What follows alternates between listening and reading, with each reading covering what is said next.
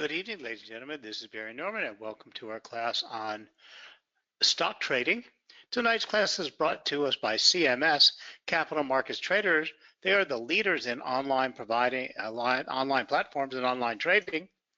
And tonight we're going to be talking about or getting a general understanding of stocks. Peter Lynch said an important key to investing is to remember that stocks are not lottery tickets. And then our favorite out there, Warren Buffett, reminds us that successful investing takes time, discipline, and patience. No matter how great the talent or the effort, some things just take time. You can't produce a baby in 1 month by getting 9 women pregnant. You have to put the time and the effort in. Now remember, trading in the financial markets is a risk. But when you trade with CMS traders, give them a shot. Go over to www.cmstrader.com and set up a demo account. Just click on the buy or the sell button, and it'll ask you 3 questions and open up a demo account for you. And you can start trading on their web trader platform and use their advanced social trading and all of their tools.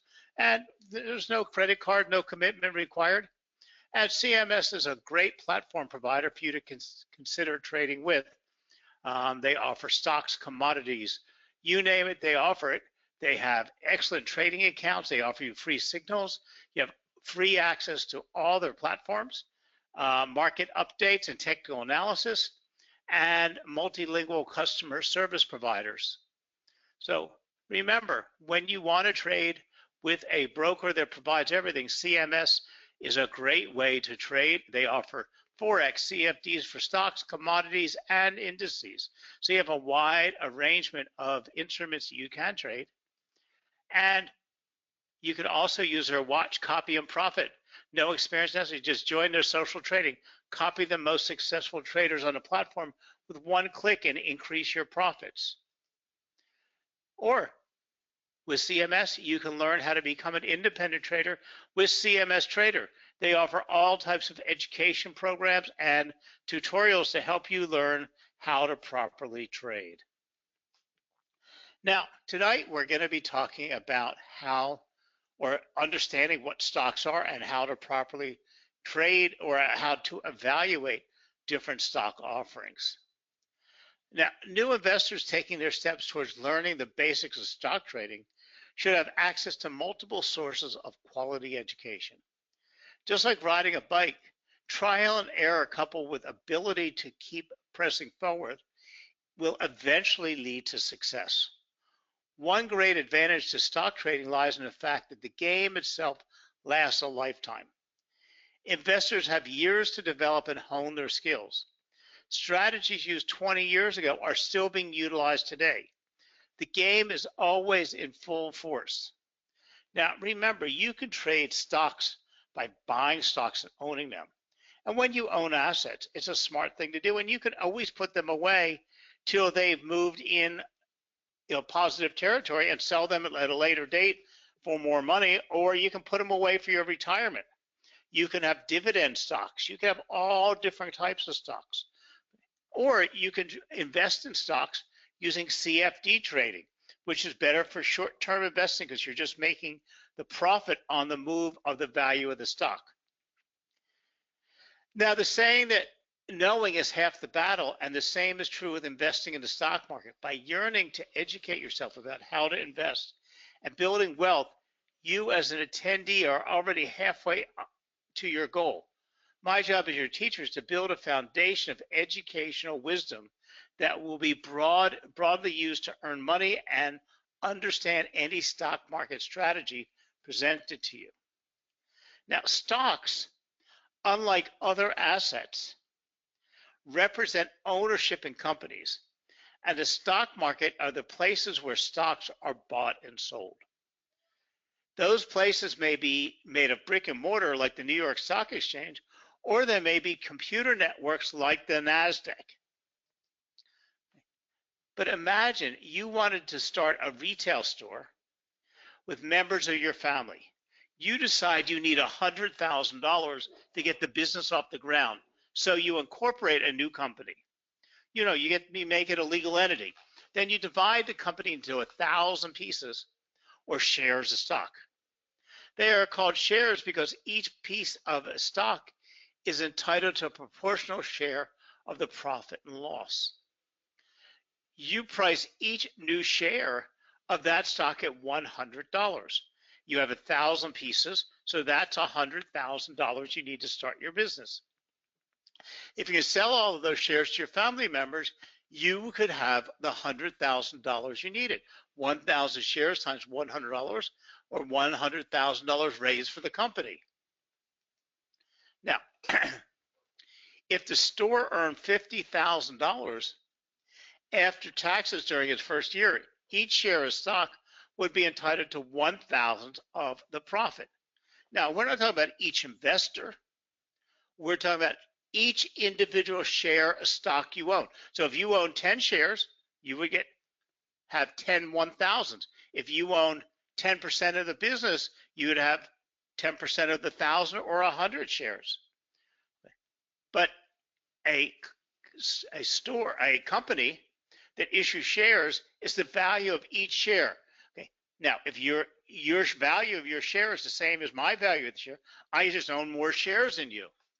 So you take the $50,000 and divide it by 1,000, resulting in $50 earning per share, or EPS, as is often called on Wall Street.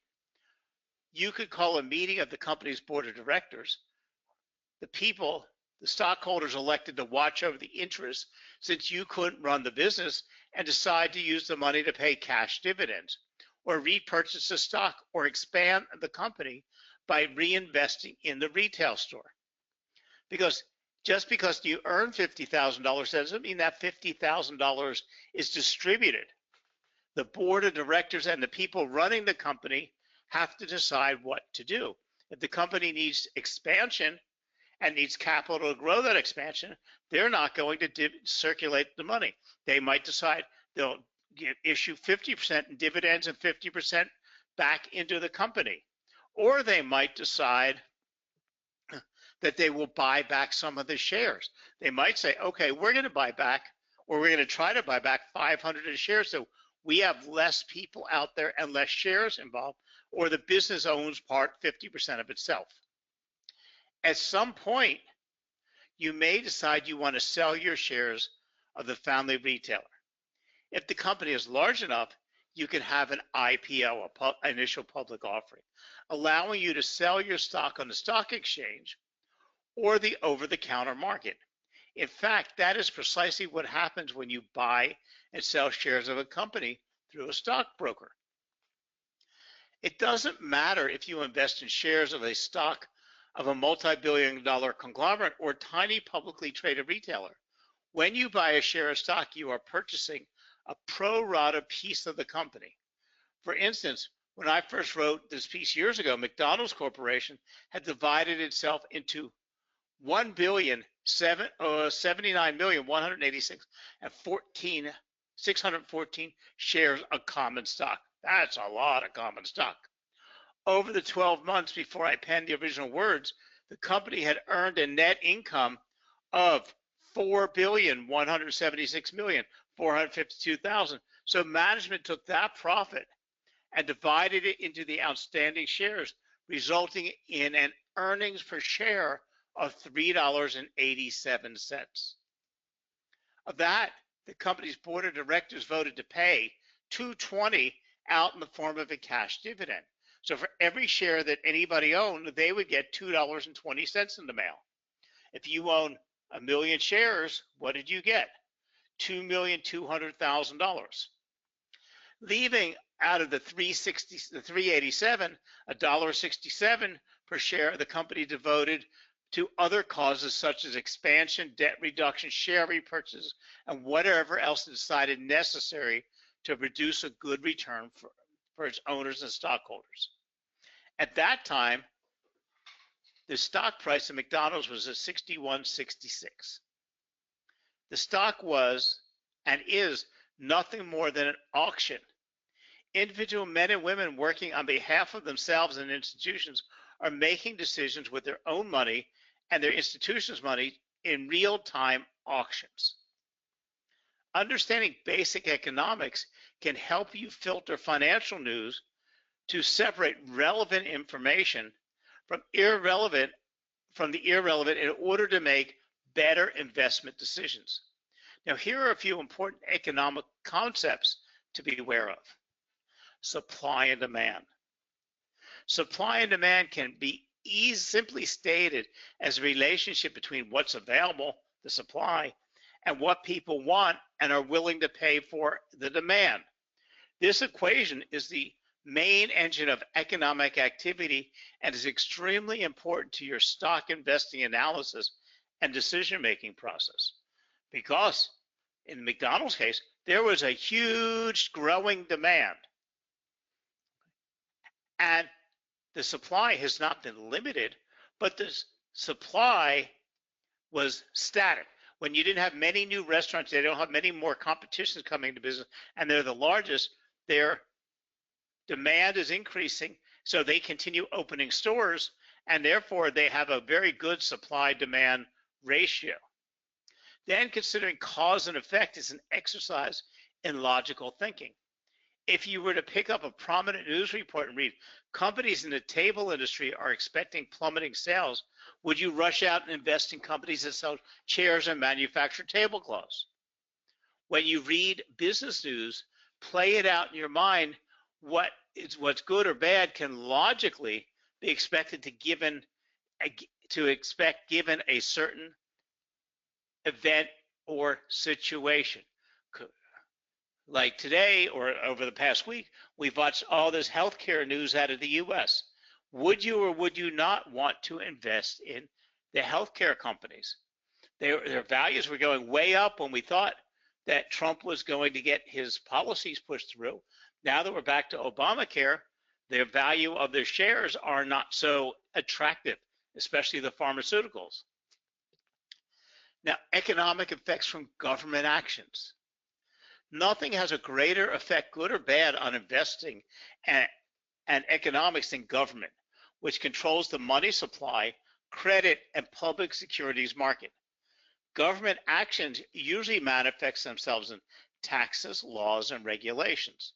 So in the US, we saw Mr. Trump say he's going to try to do away with almost all regulations that have been put in the marketplaces. Today, over the last few days, he signed a lot of executive orders. He promises to reduce taxes. Now, when he came into office and he was hitting all the media, they was do this, do that, do this, do that, the stock markets went through the ceiling.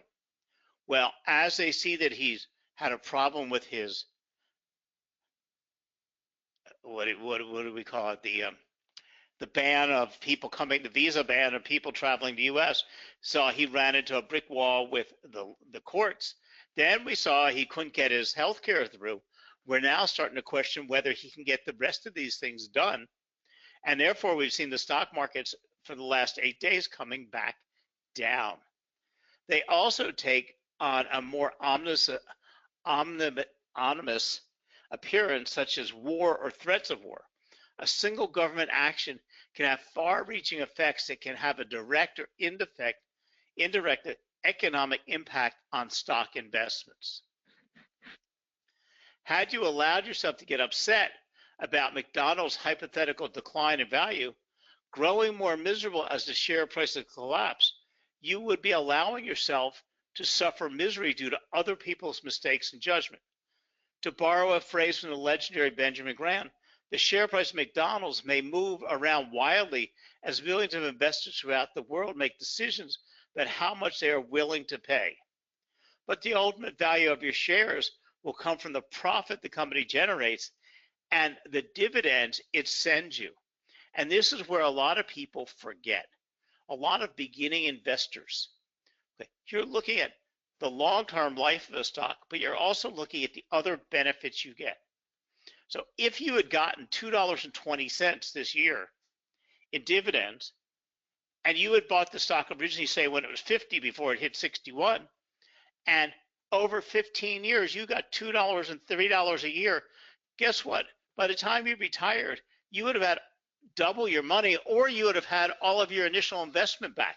So if a company's been paying you dividends for years, even though the value is going down because of an economic cycle, it's not a bad investment. So you have to look at how you are investing and what the company is doing in the long run, not what it's doing today and tomorrow. If you're looking what it's to do today and tomorrow, what the earnings report's going to be, or what news headlines going to be, then you should probably be trading CFDs, because CFDs with leverage and margin can allow you to buy a lot more shares and benefit on simply the move. Where if you had to buy the McDonald's shares at $61 and you only had $6,000, that means you only owed 100 shares. So guess what? Even if the markets went up and skyrocketed or panicked and went down, you lost $5 a share. You lost 500 bucks. Wherever that same $6,000 you could have bought with leverage and margin and a huge amount of presence and made a lot of money, whether you bought to go up or you sold to go down. But remember and never forget it, throughout your lifetime, you will witness manias, panics, and crashes. Friends, family, financial institutions, even some professionals will conspire to convince you otherwise. Ignore them. It is a mathematical fundamental law. You cannot ignore the basics of arithmetic indefinitely. Okay. You have to decide how you're going to invest, what your goals are, how you determine the methodology through which you acquire them. Someone like me who has been doing this for a long time uses a modified free cash flow metric called owner earnings, among other things, to determine the level of the margin of safety between the price I am paying and my estimate of intrinsic value. I talked about this when I explained that when it comes to investing, your job is to buy the most net present value profits you can and adjust for risk and other variables relevant to your unique situation. In other words, how you will acquire these businesses. Personally, I think that there are only two rational approaches. One is valuation. The other is a systemic and formulaic acquisition. The former is the one chosen by many of the world's wealthy investors. The latter is often a useful solution for inexperienced investors who do not know what they're doing and want to harness the power of compounding for themselves. Okay. To give you an example, I'm at retirement age, but 30 years ago, I started buying Bank of America shares because they paid a dividend. I bought it 8, I bought it 9, I bought it 10. Each year I acquired more and more. They paid dividends for years, and those dividends got reinvested in my retirement portfolio. So back in 2008, to 2006, 2008, when we had the financial crisis and the banking crisis, Bank of America shares collapsed. They went from somewhere around $31 to $13. They also stopped paying dividends. But yes, I was disappointed. But the fact is, over the years, those dividends they were paying had paid for those shares. I technically owned those shares free. And the reinvestment of those dividends had made other money. So do you ride out? Do you run and sell? No, mine was long-term. Now Bank of America is slowly coming back. And at the same time, they declared new dividends. So if you look at what your investment situation is, and your own, and what you want from the market, and what the long-term valuation of these shares are, it's very important. For example, many investors opt to throw in the towel and outsource their stock purchase decisions to a handful of people on a committee at S&P. They determine the methodology for things like the S&P index. Certain asset management companies pay them a licensing fee to use the methodology and build a portfolio attempting to mirror the active management changes the S&P committee decrees from time to time. Okay? If you have, and you're buying shares, and if you have a self-managed investment, retirement portfolio or investment portfolio, your retirement portfolio sometimes should be best left to these big professional management firms who assure you, not you, but assure the retirement fund that they'll bring back a 10 to 12% return over a long-term period. But this is great for retirement, but you should have low risk, minimum risk, and high risk assets as part of your overall portfolio.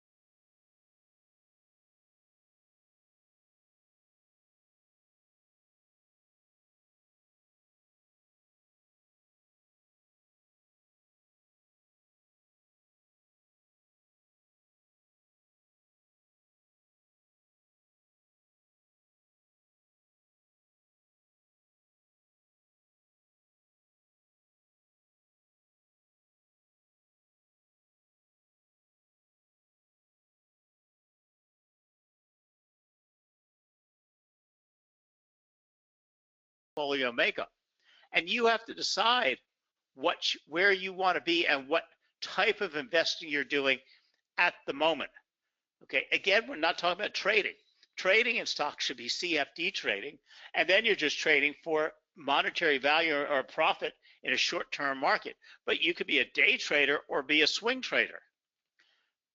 There are some easy known evaluation methods to apply simply to a single stock, but collecting data is the key. Now, the stock market is probably the most straightforward of all the markets because it's easy to collect the data, it's not hidden away, and there are easy formulas to watch what is going on. To determine the true value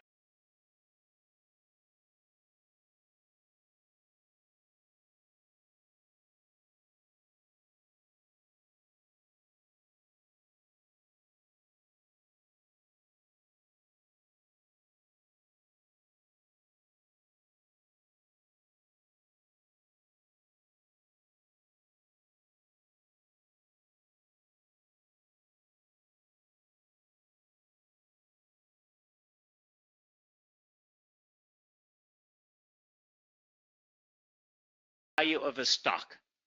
For a fundamental analyst, the market price of a stock tends to move towards its intrinsic value, which is the true value of a company as calculated by its fundamentals. If the company value does not match the true value of the company, there is an investment opportunity. Examples of this is that if the current market price of a stock is lower than its intrinsic price, the investor should purchase the stock because he expects the stock price to rise and move towards its true value. Alternatively, if the current market price is above the intrinsic value, the stock is considered overbought and the investor sells the stock because he knows that the stock price will fall and move closer to its intrinsic value. Because remember, you can buy or sell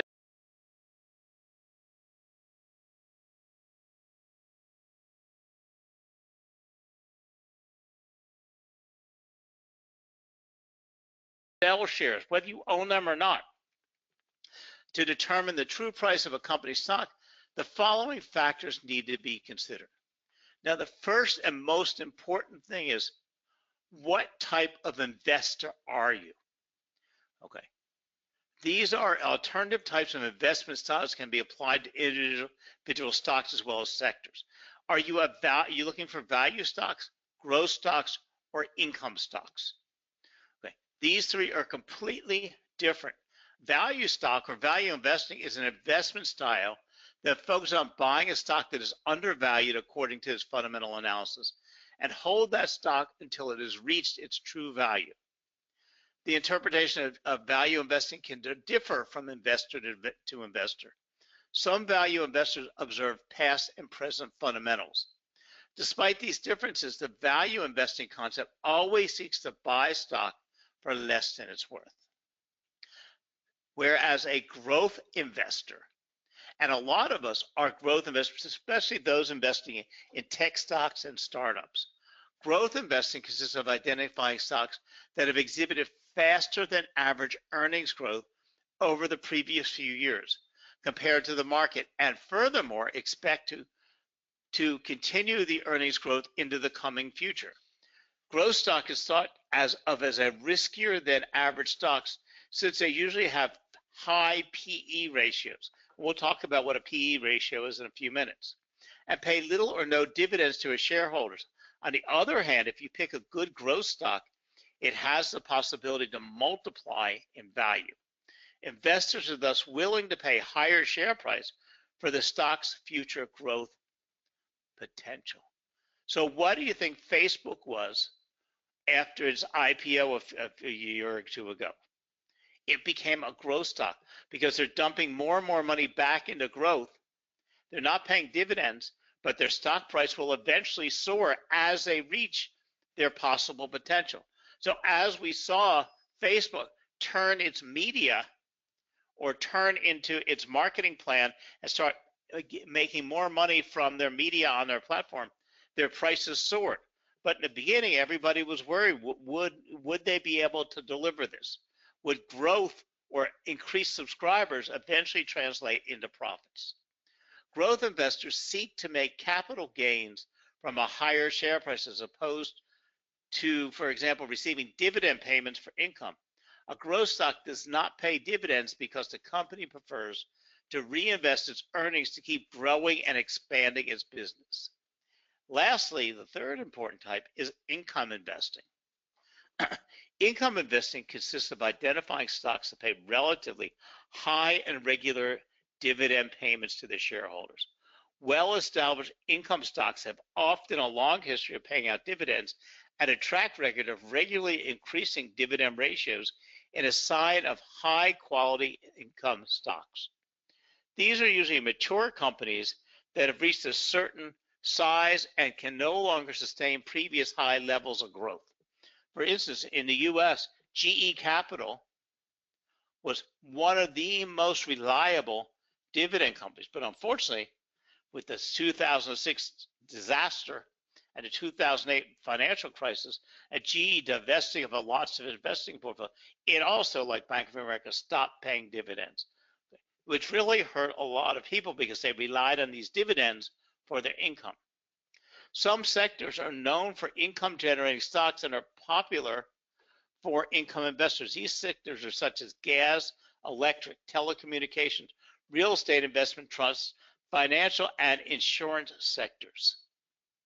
So when you want to evaluate stocks, there are 5 key factors that we want to look at.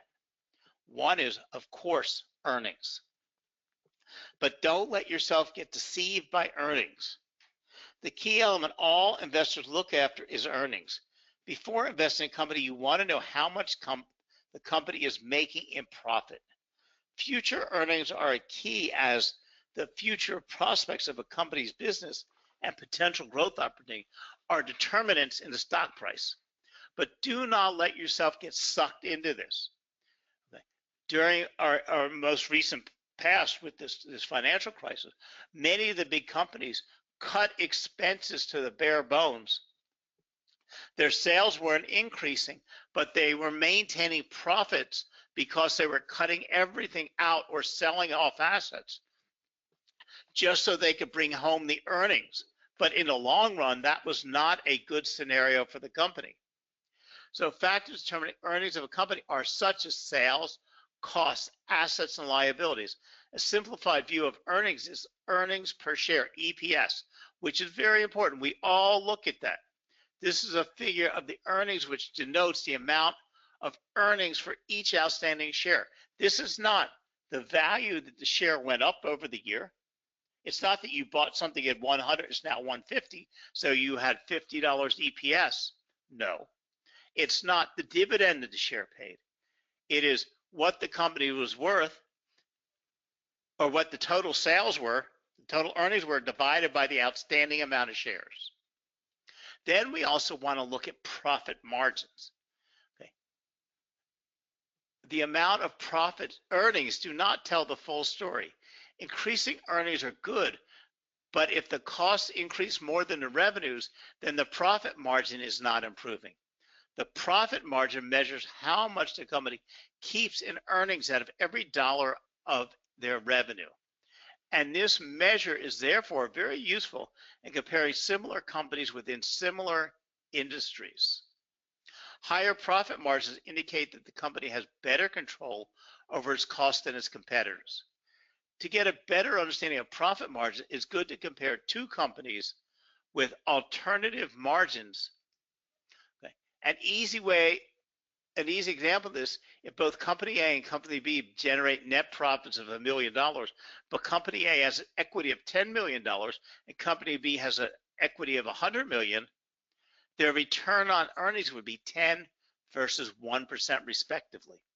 Because if Apple were to say they made $100 million this year, and some new little company you've unheard of made $100 million, and they only have an investment of a couple $100 million, and Apple, who's got an investment of billions of dollars, it's out of proportion. So don't just listen to the numbers. Return on equity is very, very important. Return on equity is a financial ratio that does not account for the stock price, and that's one of the nice things. Since it ignores the price entirely, it is by many thought of as the most important financial measure. It can basically be thought of as the parent ratio that always needs to be considered. This ratio is the measure of how efficient a company is in generating its profits. It is the ratio of revenue and profits to owner's equity. Okay. So in other words, you have this pool of owners, all these shares, what's their value? This is the owner's equity. Then you want to see what the income was divided by the owner's equity. The reason for this, why this measure is so important, is because it contains information about several factors such as leverage, revenue, profits, margins, return values to shareholders. A good approximation is that the ROE should be between 10 and 40% greater than its peers. Now, one thing when you're evaluating stocks, you have to make sure you're evaluating apples against apples. Do not try to compare apples to oranges. Okay, so even though you've got two tech companies, one could be a high growth company where one could be a value company, one could be a retail company, and one could be a services company. You need to make sure that each time you're looking at doing comparative, you're comparing the same. Okay, so you have to continually break it down and make sure when you're doing each one of these, you're comparing apples to apples. Then we have price to earnings. When taking the current market price into consideration, the most popular ratio is price to earnings. As the name suggests, it is the current market price divided by its earnings per shareholder. It's an easy way to get a quick look at a stock's value. A high PE indicates that the stock is priced relatively high to its earnings. And companies with higher PE therefore seem more expensive. However, this measure, as well as other financial ratios, needs to be compared to similar companies within the same sector or its own historical PE. This is due to different characteristics in different sectors and changing market conditions. This ratio does not tell the story since it does not account for growth. Normally, companies with high earnings growth are traded at a higher PE value than companies with more moderate growth. Accordingly, if a company is growing rapidly and is expected to maintain its growth in the future, this current market price might not seem so expensive. This is the reason for the existence of different investing styles. Okay, so while some market sectors normally have low PE measures, other sectors commonly have ratios that are higher. So Google and Apple, okay, if you compare them, they have high PEs, whereas utilities have very, very low PEs. But look at the growth rate here we have on the chart of the two utility companies. We're looking at 6% and 13%, where we're looking with Apple at a 66% growth rate. So we're looking for earnings per share at $27 on a $420 stock price, and a PE of 16%, where on GDF, which is a utility company, the share value is only $20. It has a EPS of $2.50 and a PE of 8. Okay, but it only has a growth rate of 6. So it becomes a value. It's much better for value investing instead of growth investing. Okay. It is not very appropriate to compare Apple to GDF Suez, as Apple has a growth rate 11 times more than GDF. It is more appropriate to compare Apple to Google. In that relation, Apple seems cheaper than Google by the looks of its PE. Now you should ask yourself why that could be. Is this bargain, or are some other reasons why Apple is priced lower than Google? One suggestion might be that markets expect Google to have more earnings and growth in the coming future, while Apple's previous earnings growth is not expected to grow much farther. But again, when we're talking about comparing apples to apples, apples to oranges, in some aspects, Apple and Google could be apple to apple. But remember, what's the biggest difference? Google doesn't really sell anything. It doesn't produce things. It sells services, where Apple sells things. Okay. So they need to sell their Apple Watch. They need to sell their tablets. So again, you need to take some other factors into consideration. Okay, because Apple could have direct competition in its cell phone market, or we could have a drop in the demand for new, or they're not releasing a new model of the phone this year. Okay, all of these things could you'd have to take into effect. In order to account for growth, the PE ratio can be modified into the price earnings to growth. A PEG ratio is calculated by dividing the stock's PE ratio by its 12-month growth rate. A common rule of thumb is that the growth rate ought to be roughly equal to the PE rate, and thus the PEG ratio should be around 1. A relatively low PEG ratio indicates an undervalued stock, and a PEG ratio greater than 1 indicates an overvalued stock. And then lastly, the most important is price to book, PB. The ratio is used to compare the stock's market value to its book value. It can be calculated as the current share price divided by the book value per share, according to the previous financial statement. In a broader sense, it could be calculated as the total market capitalization of a company divided by all of its shareholders' equity. This ratio gives certain ideas of whether you are paying too high a price for the stock, as notes that what the residual value of if the company went bankrupt today.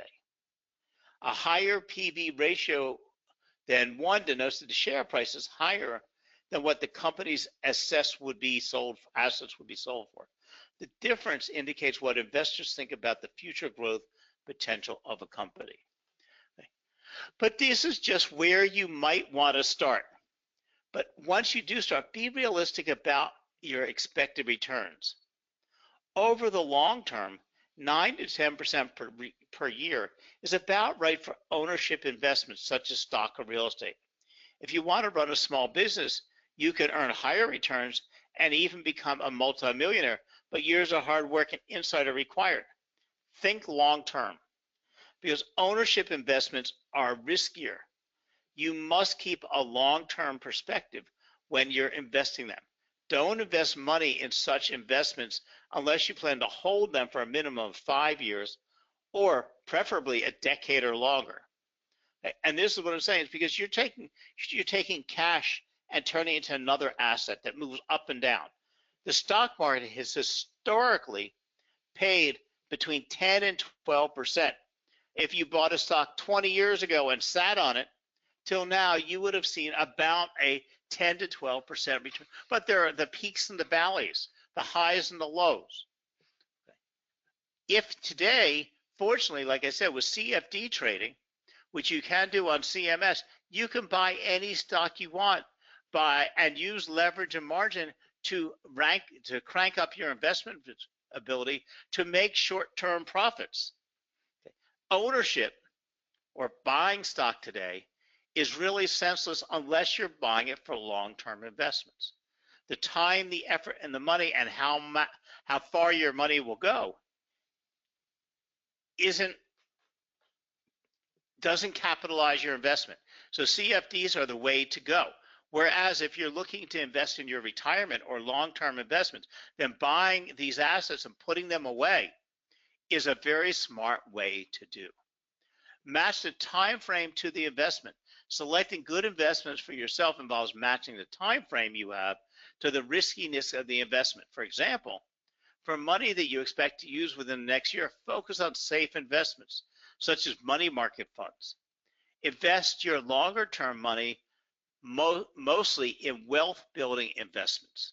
So again, decide if you want to be an income investor, a value investor, a growth investor, or if you're a trader. And there is a different term, and These are not interchangeable. There's a difference between a trader and an investor. You decide where you want to be and what market is best for you, and then pursue it. But owning stock or trading stocks can be a very good thing, and they're less reactive and less volatile than currencies. They're easier to understand than commodities. And there are ways, because you can physically break down the shares that tie back to a company, and you know exactly how many shares are issued. It is, for an initial or a newbie investor, it is less involved than trading a currency that nobody even knows how much currency is out there. There are no divisible numbers. There are no financial statements you can divide, subtract, and multiply. Where corporate financials are required, and understanding how a company functions and getting these numbers are quite easy. They're published, they're public numbers. So thank you very much for joining us tonight. Give CMS a try when you have a minute. Use one of their demo accounts and try trading some stocks through their CFD platform and see what you can do. Thank you very much. Have a great trading day, and thank you for being part of the Investing.com family, as well as considering CMS Trader as your next platform. Thank you very much, and have a good night now. Bye.